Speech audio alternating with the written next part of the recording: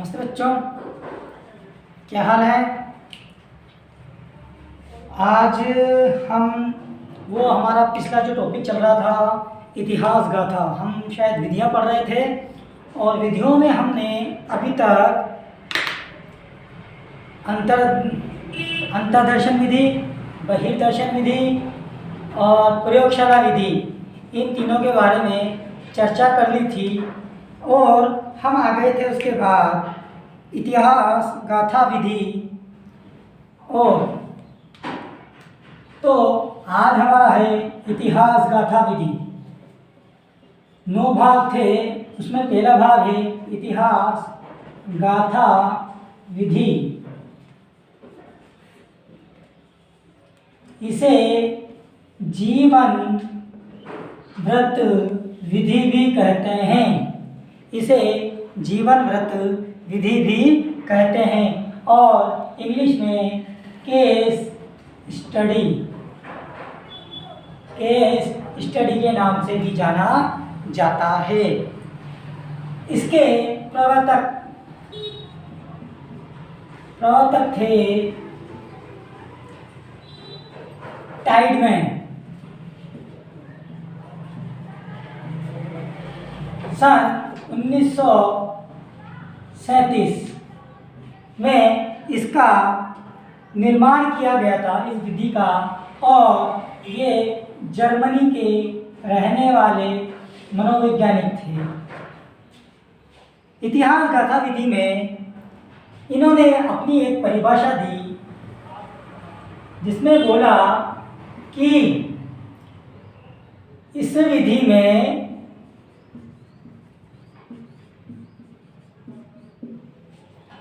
व्यक्ति को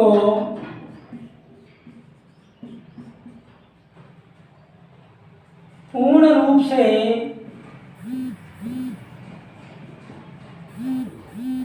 केंद्रित करके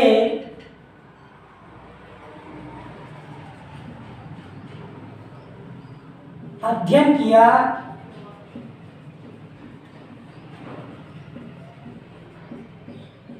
जाता है। इस विधि में व्यक्ति को पूर्ण रूप से केंद्रित करके अध्ययन किया जाता है। मतलब इस विधि में जिस व्यक्ति के बारे में अध्ययन किया जाएगा उसके बारे में संपूर्ण जानकारी जुटाई जाती है और वही सब कुछ, वही केंद्र होता है इस विधि में। अब इस विधि में सबसे महत्वपूर्ण जो जानने लायक बातें हैं, सबसे पहली कि इस विधि में आपराधिक व समस्यात्मक बालकों के बारे में अध्ययन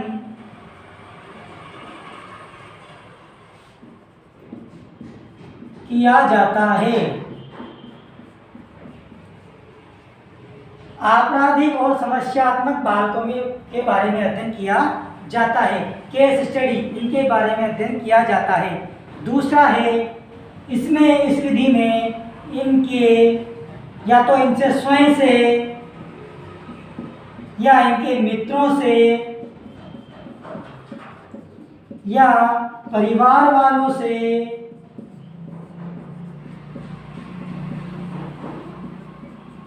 पास पड़ोस से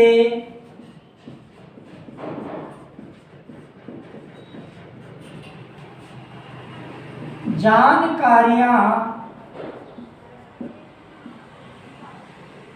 जुटाई जाती है।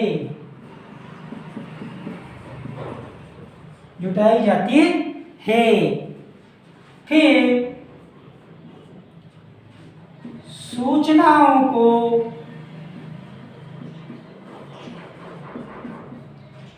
एकत्रित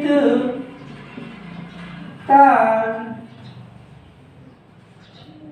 सामान्यीकरण किया जाता है।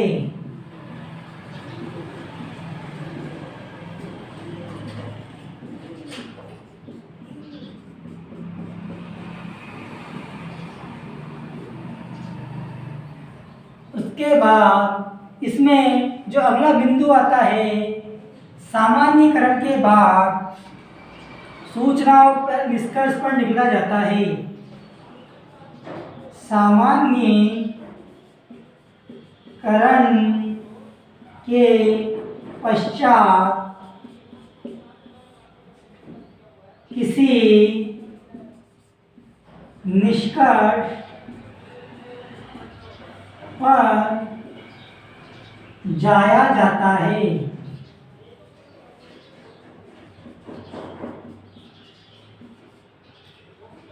फिर अगला बिंदु है निष्कर्ष के पश्चात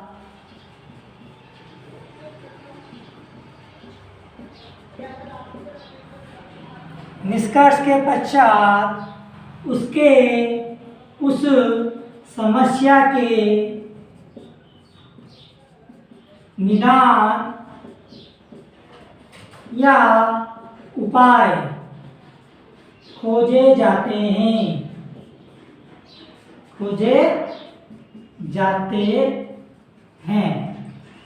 चलिए एक बार हम फिर दोबारा से इतिहास गाथा विधि, जीवन व्रत विधि, केस स्टडी, इन नामों से इसे जाना जाता है। इसके प्रवर्तक थे टाइडमैन। इनका जन्म जर्मनी में हुआ था और सन 1937 में इस विधि का निर्माण हुआ था। इन्होंने अपनी एक परिभाषा दी जिसका इस प्रकार बोला जाता है कि इस विधि में व्यक्ति को संपूर्ण रूप से या पूर्ण रूप से केंद्रित करके उसका अध्ययन किया जाता है। इसमें जो मुख्य बातें हैं, ध्यान रखने योग्य बातें होती है, वो है इसमें केवल आपराधिक और समस्यात्मक बालकों का अध्ययन किया जाता है। इस विधि के माध्यम से जो आपराधिक और समस्यात्मक बालक होते हैं उनसे या तो उनसे स्वयं से, मित्रों से, परिवार वालों से, पास पड़ोस से, अन्य से जानकारियाँ जुटाई जाती है। जानकारियों के जुटाने के बाद सूचनाओं को या जानकारियों को एकत्रित किया जाता है। एकत्रित करने के बाद उनका सामान्यीकरण किया जाता है। सामान्यीकरण करने के बाद किसी एक निष्कर्ष पर पहुंचा जाता है कि उक्त व्यक्ति की समस्या क्या है, वह किस वजह से अपराध की श्रेणी में गया या उसकी मुख्य समस्या क्या है। जब निष्कर्ष हमें पता चल जाता है तो उसके पश्चात उसके निदान या उपाय की कोशिश की जाती है कि इस समस्या का क्या निदान हो सकता है और इनको आपराधिक या इस समस्या से कैसे छुटकारा दिलाया जा सके। लिख लीजिए आप।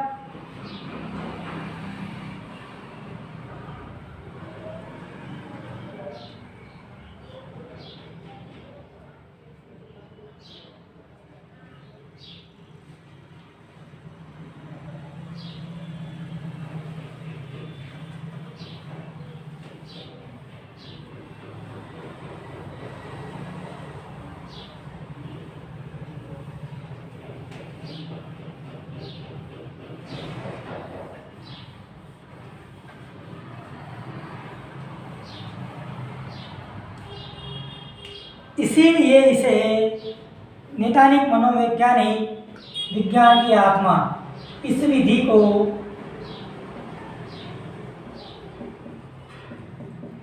नैदानिक मनोविज्ञान की आत्मा भी कहते हैं। प्रोफेसर वर्गस के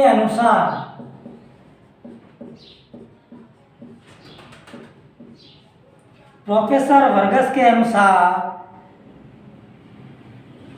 यह विधि सामाजिक सूक्ष्मदर्शी यंत्र की तरह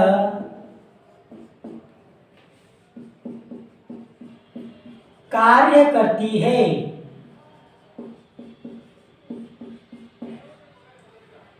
प्रोफेसर वर्गस के अनुसार यह विधि सामाजिक सूक्ष्मदर्शी यंत्र के अनुसार की तरह कार्य करती है। मतलब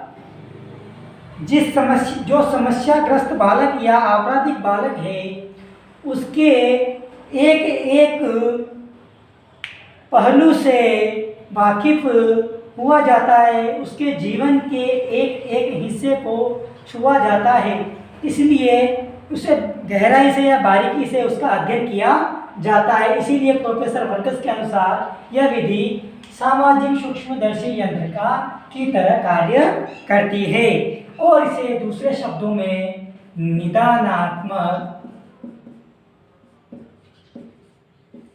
विधि भी कहते हैं।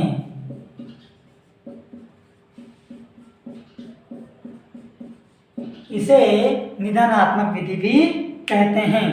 अभी तक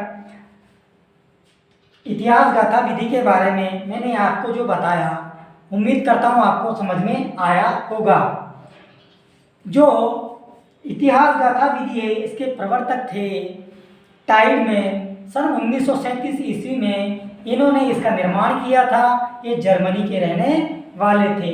इन्होंने टाइडमैन ने एक परिभाषा दी थी जिसमें उन्होंने कहा था, व्यक्ति को केंद्र में रखकर इस विधि का अध्ययन किया जाता है और इसकी कुछ मुख्य बातें या जो ज़रूरी बातें थी वो मैंने आपको बताई थी और इसको 3-4 नामों से बुलाया जाता है।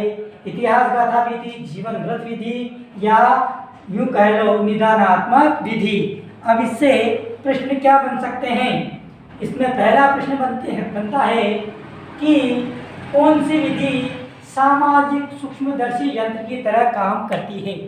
तो पहला उत्तर होगा हमारा इतिहास गाथा विधि, जीवन व्रत विधि, निदानात्मक विधि या केस स्टडी, जिसे इंग्लिश में क्या कहते हैं? केस स्टडी विधि, मेथड।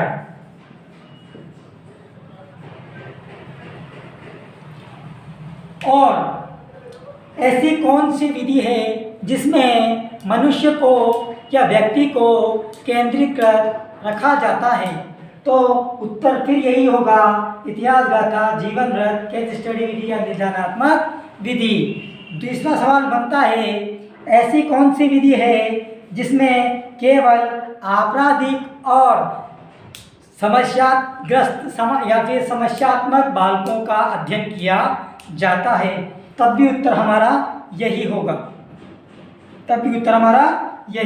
होगा। एक और सवाल बनता है, ऐसी कौन सी विधि है जिसमें सूचनाओं को एकत्रित कर उसका निदान या उपाय निकाला जाता है? उस विधि का नाम बताइए। तो उस विधि का नाम भी इतिहास गाथा विधि, जीवन व्रत विधि, निदानात्मक विधि या केस स्टडी मेथड है। आगे बढ़े। अगली आती है, पहला तो ये था, दूसरा है प्रश्नावली विधि।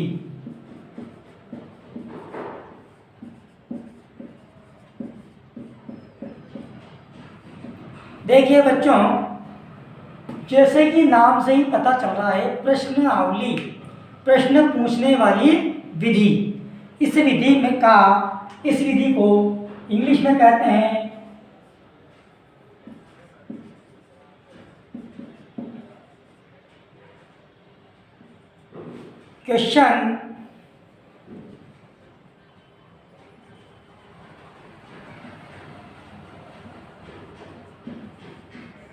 क्वेश्चनरी मेथड या क्वेश्चनर मेथड। अगला है, जो इसके प्रवर्तक हैं वो हैं R.S. वुडवर्थ।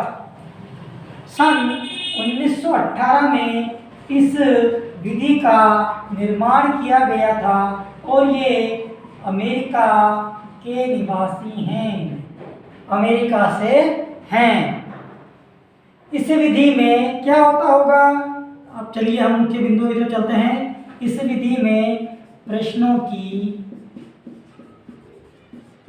एक श्रृंखला का निर्माण किया जाता है।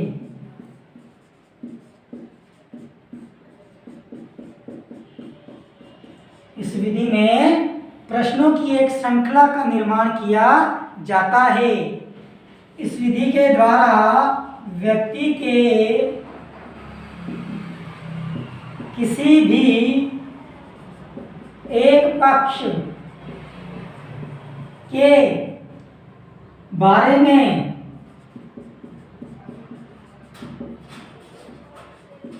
प्रश्नों का निर्माण किया जाता है, प्रश्नों का निर्माण किया जाता है।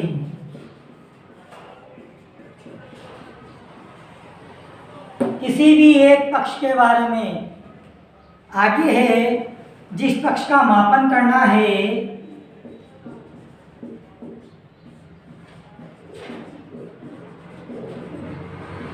मापन या निर्माण करना है, जिस पक्ष के बारे में जानना है, जिस पक्ष का निर्माण करना है या मापन करना है, उस पक्ष से संबंधित, उस पक्ष से संबंधित प्रश्न पूछे जाते हैं।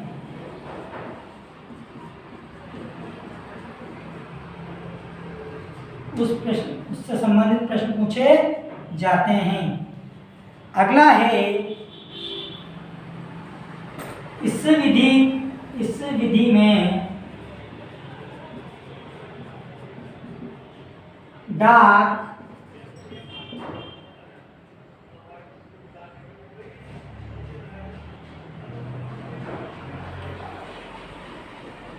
मेल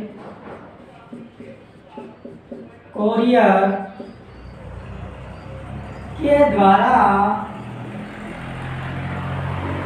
प्रश्नों की श्रृंखला संबंधित व्यक्ति को पहुंचाई जा सकती है।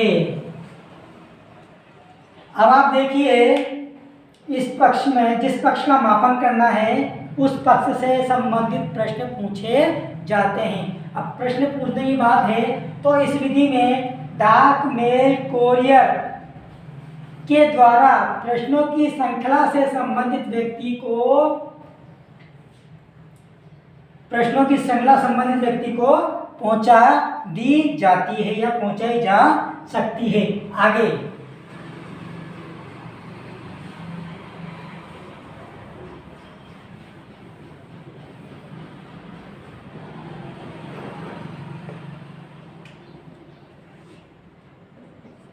इस विधि में या फिर यह एकमात्र विधि है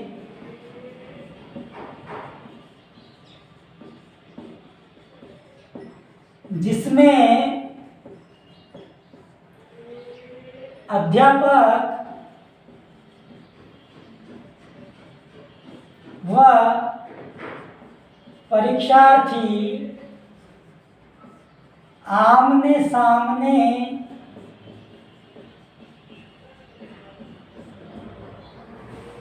नहीं रहते हैं।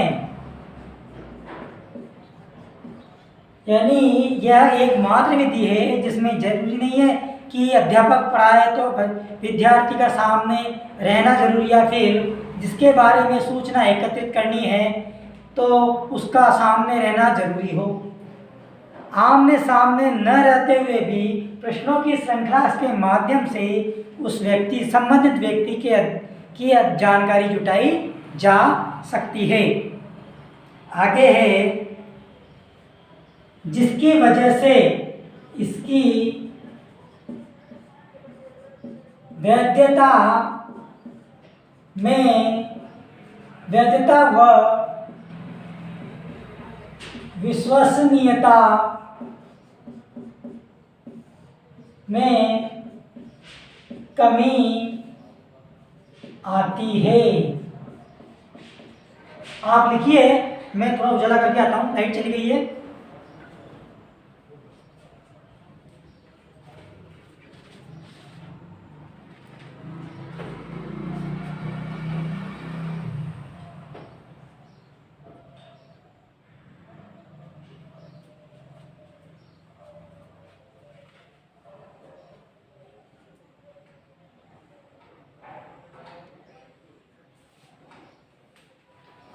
हाँ, आगे इसमें लिखा गया, उसमें एक बात सामने आती है, जब इसकी वैधता और विश्वसनीयता में कमी आई तो वुडवर्थ द्वारा एक अनुसूची या परिसूची का निर्माण कर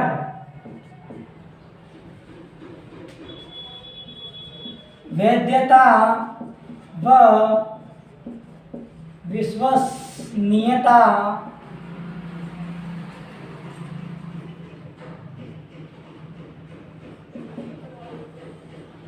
बढ़ाई गई।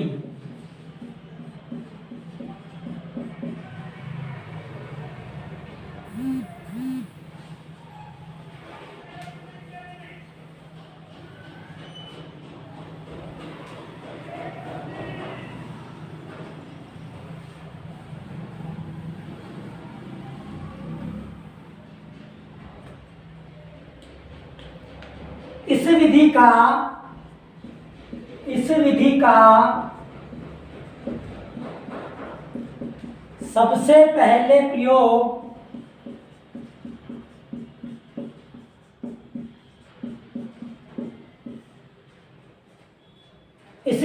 सबसे पहले प्रयोग सन 1918 में प्रथम विश्व युद्ध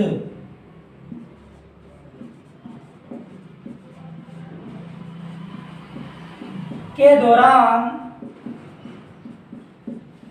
अमेरिकी सैनिकों के लिए किया गया।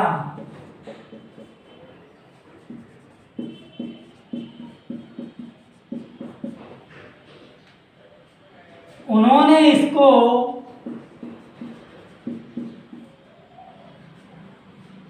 कागज पेंसिल विधि का नाम दिया।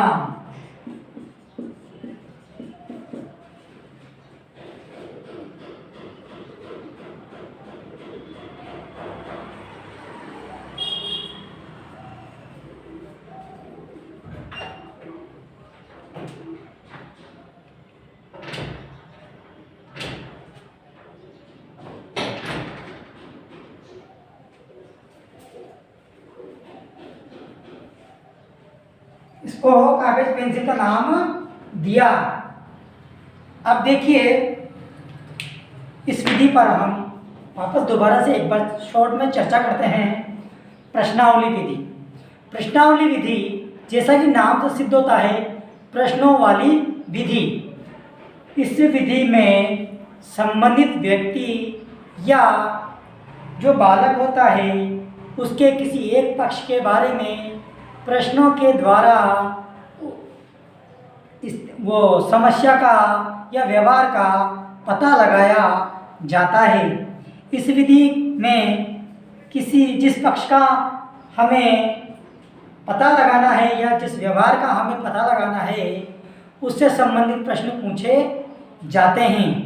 और उसको अगर कोई सामने किसी को यह विधि दूर से भी अगर इसके बारे में पता लगाना हो तो डाक, मेल या कोरियर के द्वारा भी प्रश्नों की एक श्रृंखला के माध्यम से उस व्यक्ति के बारे में पता, उसके व्यवहार का या किसी एक पक्ष की जानकारी जुटाई जा सकती है। यह एकमात्र विधि है जिसमें अध्यापक व परीक्षार्थी आमने सामने होने की जरूरत नहीं है। इसकी वैधता व विश्वसनीयता में कमी आती है क्योंकि जब अध्यापक व विद्यार्थी या संबंधित व्यक्ति सामने नहीं होगा तो उसका पता नहीं लगाया जा सकता कि उसने प्रश्नों का जवाब सही ढंग से दिया या नहीं। अगला है, वुडवर्थ ने इस कमी को दूर करने के लिए एक अनुसूची या परिसूची का निर्माण भी किया जिससे इसकी वैधता व विश्वसनीयता बढ़ाई गई। इस विधि का सबसे पहले प्रयोग सन 1918 में प्रथम विश्व युद्ध के दौरान अमेरिकी सैनिकों के लिए किया गया, जिसको उन्होंने कागज पेंसिल विधि का भी नाम दिया। अब इसके प्रकार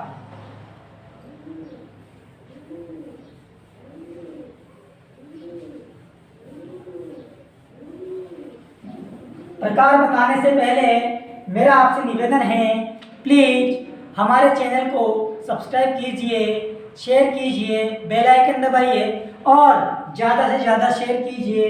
और किसी भी प्रकार की क्वेरी होने पर व्हाइट बोर्ड पर दिए गए व्हाट्सएप नंबर पर संपर्क कर सकते हैं।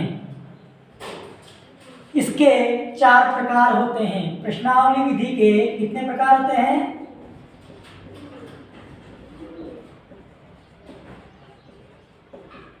4 प्रकार। पहला,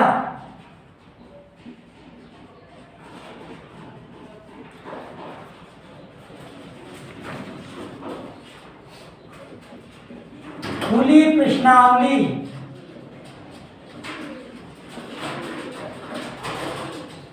दूसरा,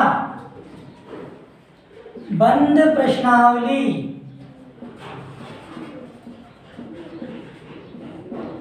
तीसरा, चित्रित प्रश्नावली।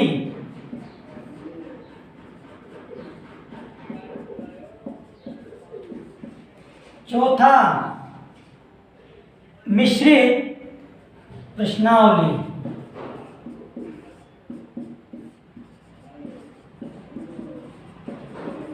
ये 4 प्रकार की प्रश्नावलियां या यूं कह सकते हैं इसके 4 प्रकार होते हैं। खुली प्रश्नावली, जैसा कि नाम से ही पता चलता है, परीक्षार्थी को इस विधि में परीक्षार्थी को उत्तर लिखने की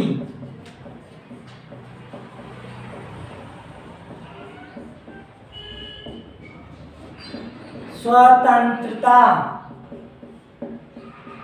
होती है। जैसे निबंधात्मक प्रश्न,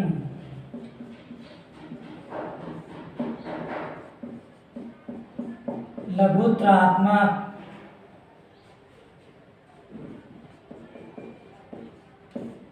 अति लघुत्रात्मक।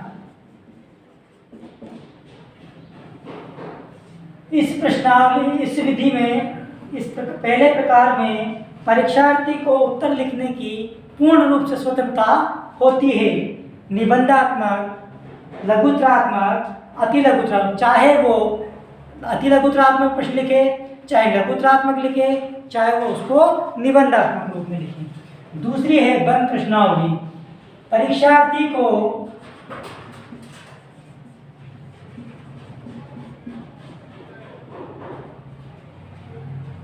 निश्चित विकल्पों का चयन करना पड़ता है।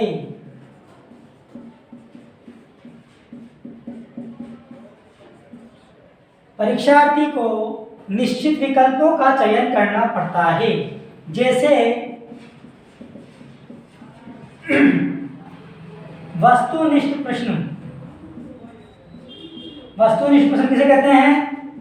अवसद ऑप्शनल जो आते हैं ना हमारे ABCD वाले 4, उनमें से एक छांटना, सही उत्तर छांटना, उन्हें कहते हैं वस्तुनिष्ठ प्रश्न।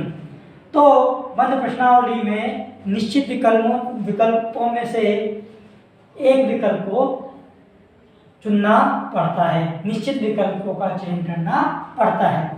तीसरी है चित्रित प्रश्नावली। जैसे नाम से पता पड़ रहा हो कि चित्रों के माध्यम से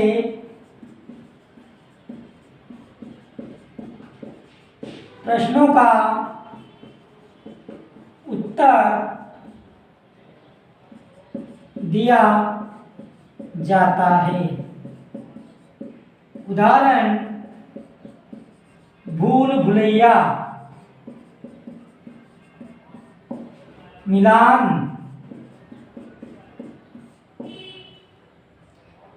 भूल भुलैया, मिलान और अंतर खोजो,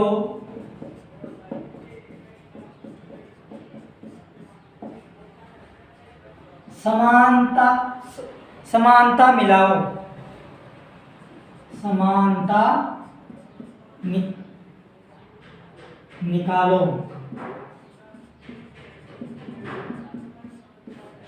इत्यादि। अब जो अंतिम प्रश्नावली है वो है, अच्छा एक बात और है इस विधि में कि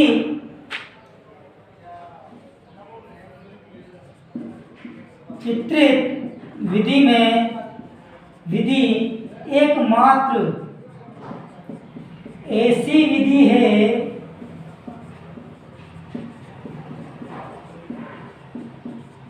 जिसमें अनपढ़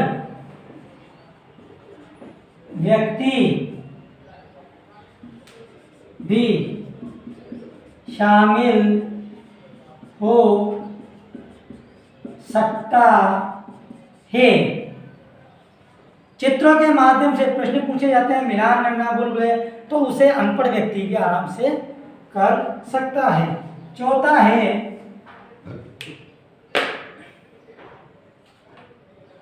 चौथा है मिश्रित प्रश्नावली।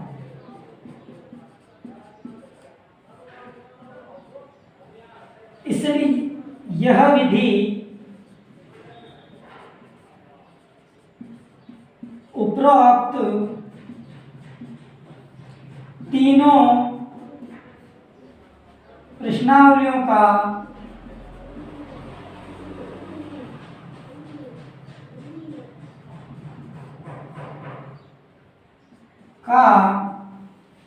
मिश्रित रूप है। भारत में सबसे ज्यादा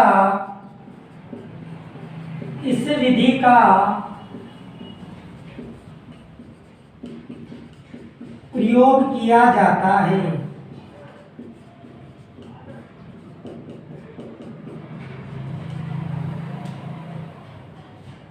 भारत में सबसे ज़्यादा इस विधि का प्रयोग में लाया या प्रयोग किया जाता है। देखिए प्रश्नावली विधि के बारे में बात चल रही थी, उसकी कुछ मुख्य बातें बताई थी। उसके बाद इसके प्रकार हैं 4। कौन कौन से हैं?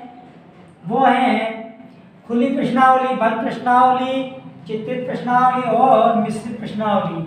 खुली प्रश्नावली में परीक्षार्थी को उत्तर लिखने की छूट होती है, वो तो पूर्ण रूप से स्वतंत्र होता है। और अधिकतर प्रश्न हमारे आजकल हम उच्च शिक्षा जैसे कॉलेज की शिक्षा होती है उनमें इसी प्रकार की प्रश्नावलियों पर ध्यान दिया जाता है। उसमें निबंधात्मक, लघुत्तरात्मक, अतिलघुत्तरात्मक तमाम तरह के प्रश्न पूछे जाते हैं। दूसरा है बंद प्रश्नावली।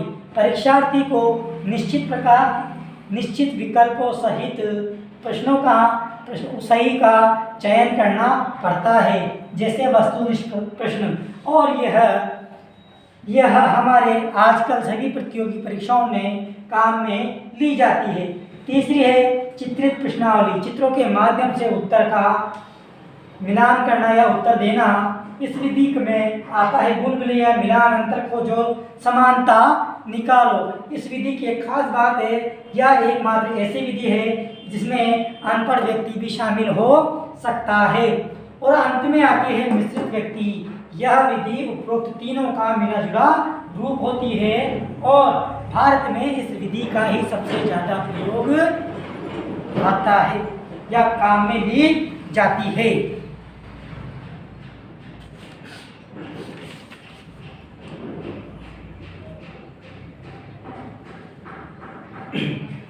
अगली है समाजमिति विधि।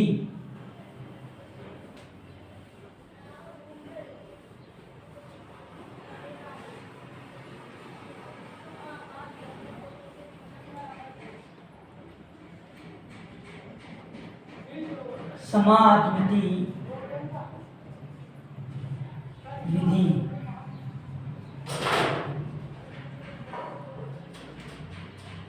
सोशियोमेट्री, इंग्लिश में बोलते हैं सोशियो माने समाज, मैट्री मिति, और विधि का मेथड।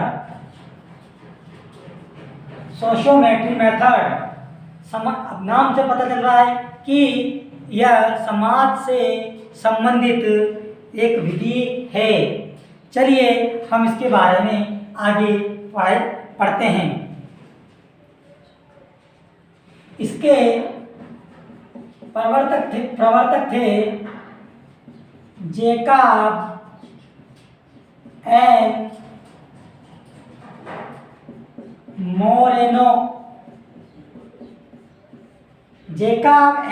मोरेनो।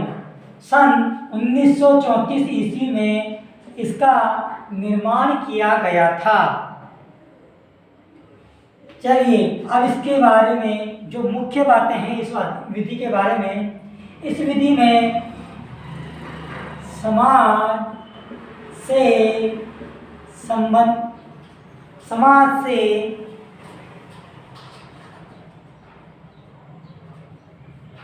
व्यक्ति के समाज के साथ व्यवहार, व्यक्ति का समाज के साथ व्यवहार का पता लगाया जाता है या अध्ययन किया जाता है।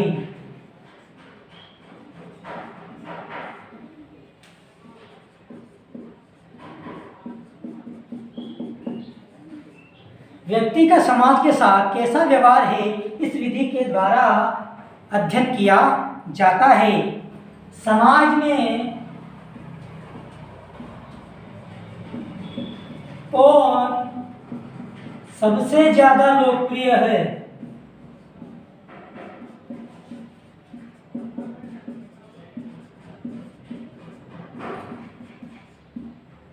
इस विधि के द्वारा ही पता लगाया जाता है। जैसे कक्षा में मॉनिटर बनाना,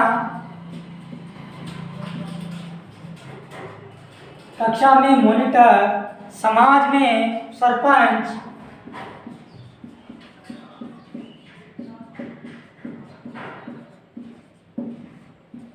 विधायक,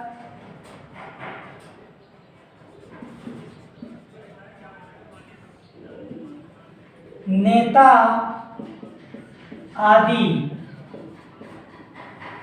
इस विधि के द्वारा कक्षा में मॉनिटर, समाज में सरपंच, विधायक, नेता आदि का चयन करना चयन किया जाता है। आदि का चयन इस विधि के द्वारा ही किया, इस विधि द्वारा ही किया जाता है। अगला है, इस विधि में लोकप्रियता का निर्धारण करने के लिए मतदान प्रक्रिया को अपनाया जाता है।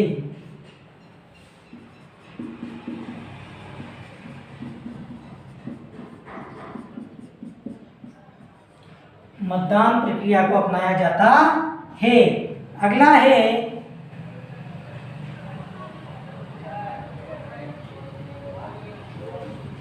प्रोफेसर जॉन किन्स ने इस विधि को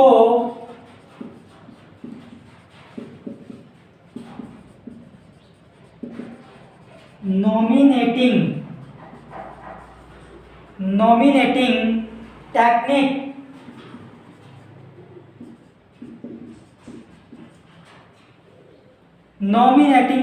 टेक्निक या नामांकन प्रविधि भी कहा है।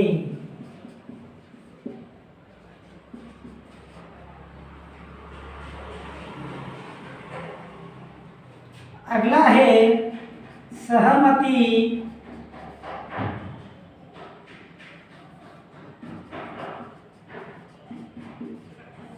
पत्र के माध्यम से भी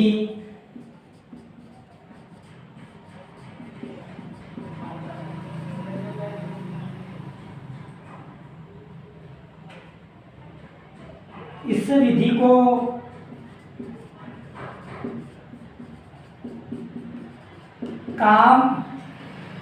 को काम में लिया जाता है।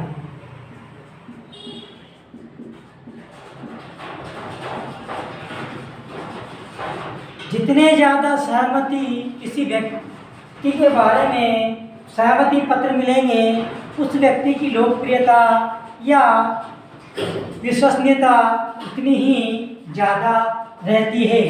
चलिए एक बार इस पे डिस्कस करते हैं हम।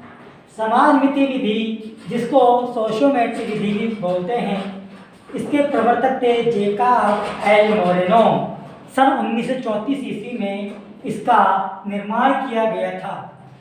इस विधि में व्यक्ति का समाज के साथ व्यवहार, इस चीज़ का अध्ययन किया जाता है। समाज में कौन सबसे ज़्यादा लोकप्रिय है, इस विधि के माध्यम से पता लगाया जाता है। जैसे कक्षा में कौन मॉनिटर बनेगा, समाज में कौन सरपंच बनेगा, कौन विधायक बनेगा, कौन नेता बनने के लिए सबसे ज़्यादा लोकप्रिय है, इस चयन विधि द्वारा, इस विधि द्वारा इनका चुनाव किया जाता है। लोकप्रियता का निर्धारण करने के लिए मतदान प्रक्रिया, ये ध्यान रखना, मतदान प्रक्रिया को अपनाया जाता है।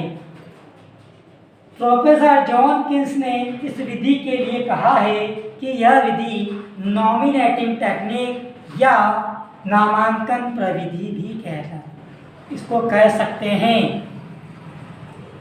एक और विधि है, इसमें एक और चीज़ का प्रयोग किया जाता है, सहमति पत्र। सहमति पत्र के माध्यम से इस विधि को काम में लिया जाता है। मतलब इस विधि में जो 3 प्रकार के चीज़ें काम में आती है, पहला है मतदान,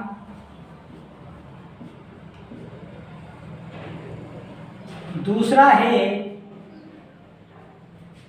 सहमति,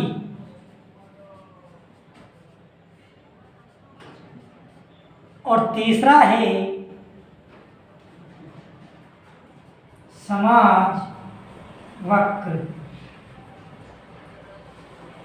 इन 3 तरीकों से इस विधि को काम में लेके संबंधित व्यक्ति के बारे में अध्ययन किया जाता है या उसकी लोकप्रियता के बारे में या समाज के साथ उसका कैसा व्यवहार है उसके बारे में पता लगाया जाता है। एक चीज नोट कर लीजिए, विश्व में सबसे पहले समाज वक्र मतलब सोशियोग्राफ का प्रयोग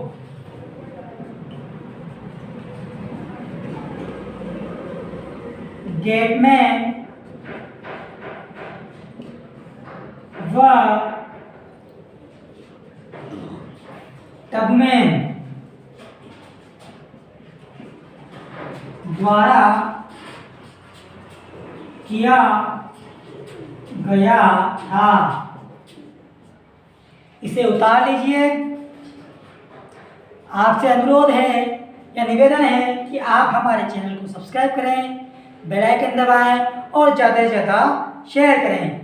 और किसी भी प्रकार की समस्या या क्वेरी होने पर दिए गए नंबर पर आप समस्या पूछ सकते हैं और जवाब पा सकते हैं।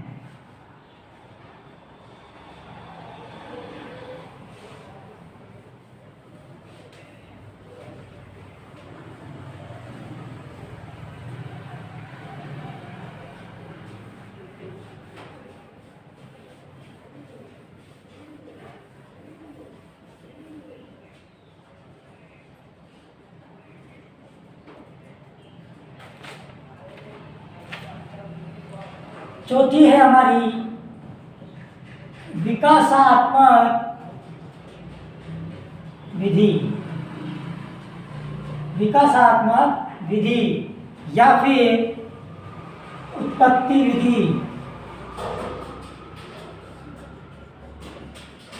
विधि। या फिर आनुवांशिक विधि।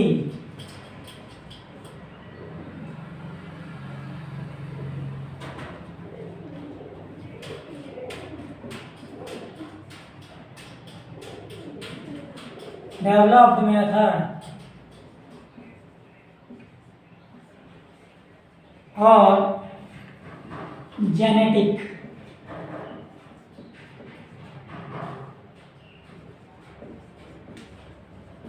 मेथड।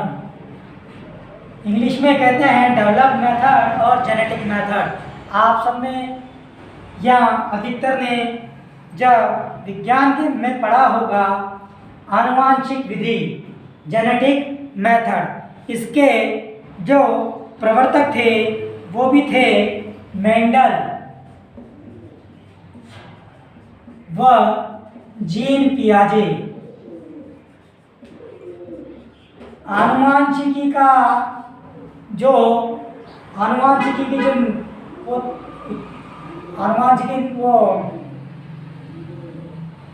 के बारे में जो अपने जानकारी दी थी या बताया था वो किसने दिया था? सर ग्रेग जॉन मेंडल ने। और इस विधि का जो प्रवर्तक हैं वो भी हैं सर जॉन ग्रेग मेंडल व जीन पियाजे।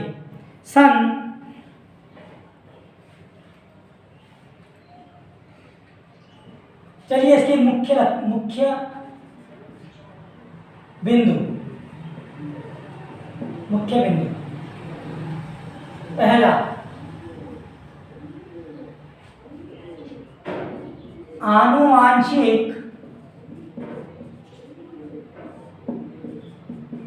लक्षणों के आधार पर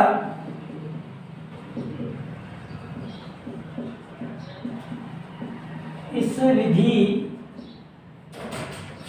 पर बालक का अध्ययन किया जाता है, करते हैं। आनुवांशिक लक्षणों के आधार पर बालक के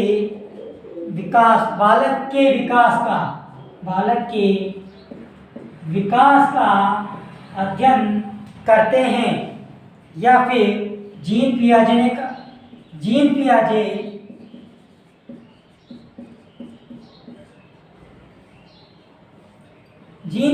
ने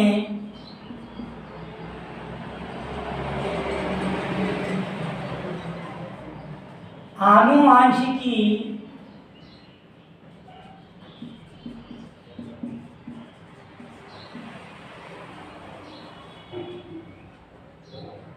के आधार पर बालक के व्यवहार का अध्ययन किया, न कि विकास का। व्यवहार का अध्ययन किया। इस विधि के माध्यम से बालक के विकास का अध्ययन न करके जीन पियाजे ने बालक के व्यवहार का अध्ययन किया। जन्म से लेकर 18 वर्ष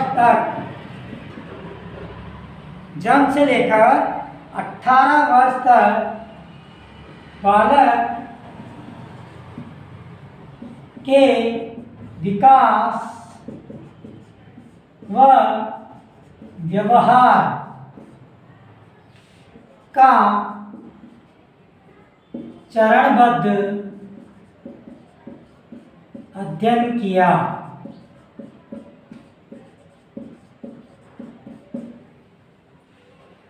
जन्म से लेकर 18 वर्ष तक बालक के विकास व व्यवहार का चरणबद्ध अध्ययन किया गया।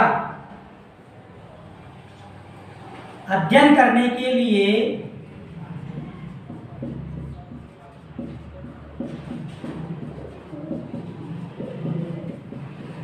न्यायदर्श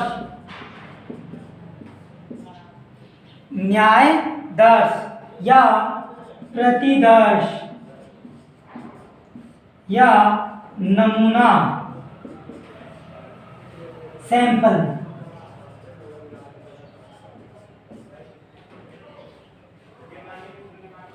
का चयन किया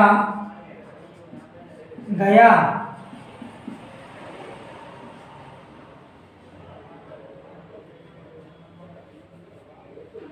देखिए, विकासात्मक विधि, उत्पत्ति विधि, आनुवांशिकी विधि, डेवलप्ड मेथड या जेनेटिक मेथड, ये सब एक ही नाम है और इसके प्रवर्तक थे मेंडल जीन पियाजे। इसके मुख्य बिंदु हैं आनुवांशिकी लक्षणों के आधार पर बालक के विकास का अध्ययन करते हैं, ये मेंडल के अनुसार हुआ। जीन पियाजे के ने आनुवांशिकी के आधार पर बालक के व्यवहार का अध्ययन किया। जन्म से लेकर 18 वर्ष तक के बालक के विकास व व्यवहार का अध्ययन किया गया, चरणबद्ध अध्ययन किया गया। अध्ययन करने के लिए न्यायदर्श, प्रतिदर्श व नमूना सैंपल्स का चयन किया गया। प्रकार, यह 2 प्रकार या फिर इसके 2 प्रकार हैं। इसके 2 प्रकार हैं। पहला है अनुप्रस्थ काट विधि या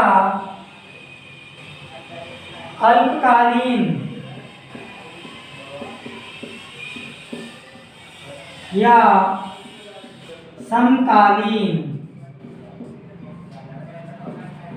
विधि। अनुप्रस्थ, अल्पकालीन या समकालीन विधि। इसमें क्या होता है, इसमें 0 से 18 वर्ष तक एक ही बालक का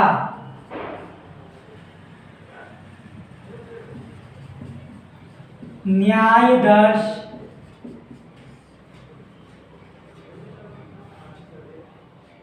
के अनुसार व्यवहार व विकास का अध्ययन किया जाता है।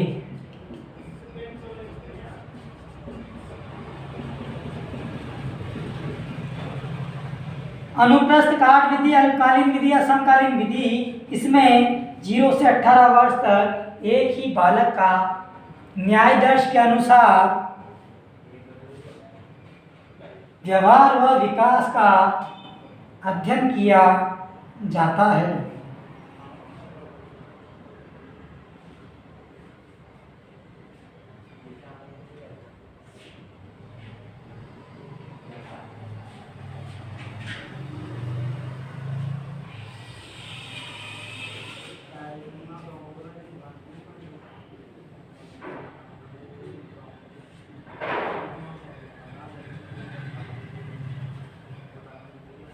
इसमें एक गड़बड़ हुई है, इसमें लिख लीजिए दोबारा से।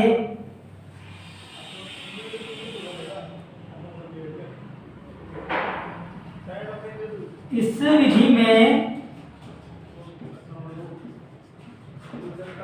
0 से 18 वर्ष तक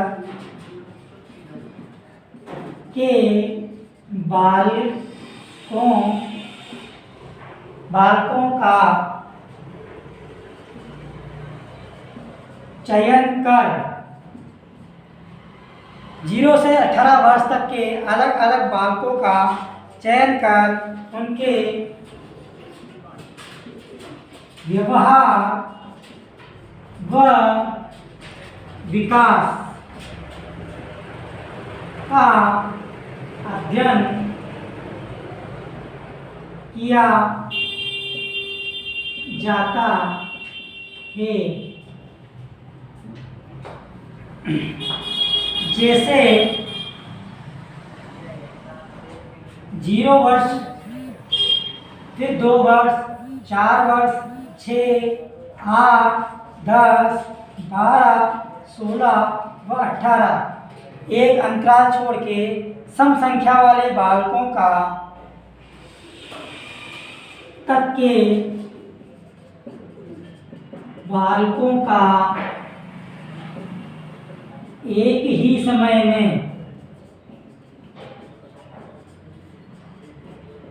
अध्ययन किया जाता है। देखिए, इस विधि में 0 से 18 वर्ष तक के बालकों का चयन कर उनके व्यवहार व विकास का अध्ययन किया जाता है। जैसे 0, 2, 4, 6, 8, 10, 12 to 16, 18 some average some year student या सम संख्या वाले स्टूडेंट्स, इनका चयन कर एक साथ एक ही समय पर इनके व्यवहार का व विकास का अध्ययन किया जाता है।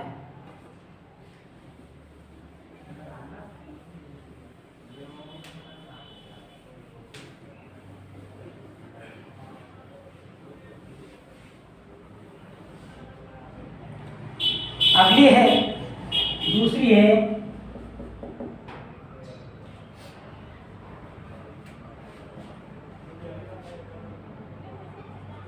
अनुदैर्ध्य।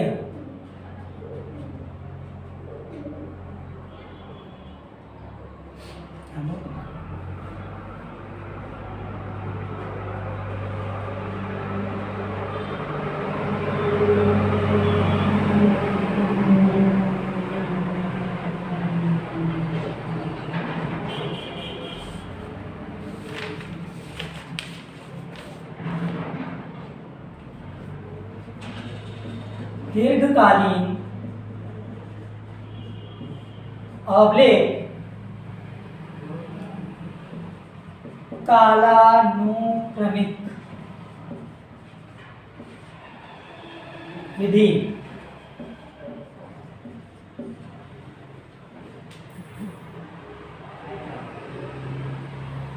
ऑब्लिक अनुदैर्घ्य विधि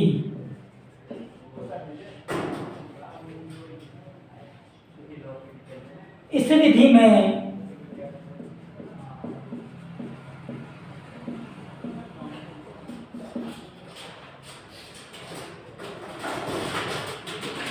0 से 18 वर्ष के एक ही बालक का न्यायाधीश के अनुसार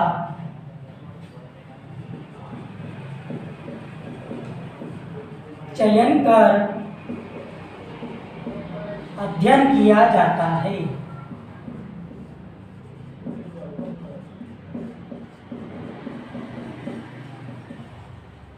इस विधि में एक ही बालक का न्यायाधीश के अनुसार चयन कर, मतलब नियम अनुसार चयन कर उसके व्यवहार और विकास का अध्ययन किया जाता है।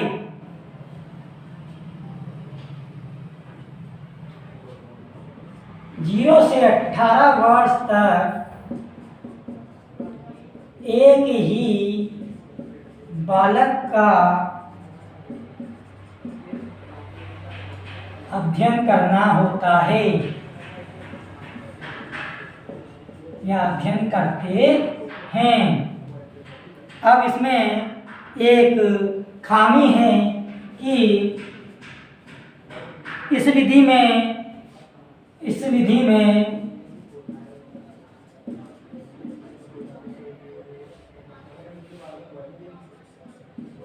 प्रभावी रूप से अध्ययन संभव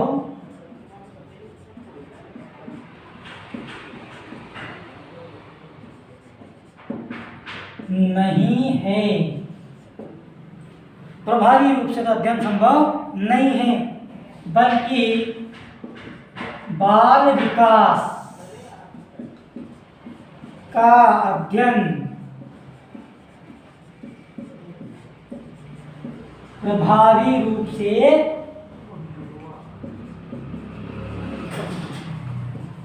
किया जाता है, किया जा सकता है। इस विधि में 0 से 18 वर्ष के एक ही बालक का न्यायाधीश के अनुसार चयन कर अध्ययन किया जाता है, उसके विकास और व्यवहार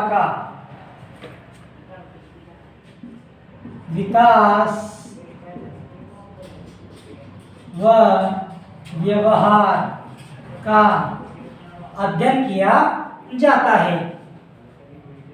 इसमें 0 से 18 वर्ष तक एक ही बालक का अध्ययन करते हैं इस विधि में, परंतु इस विधि में प्रभावी रूप से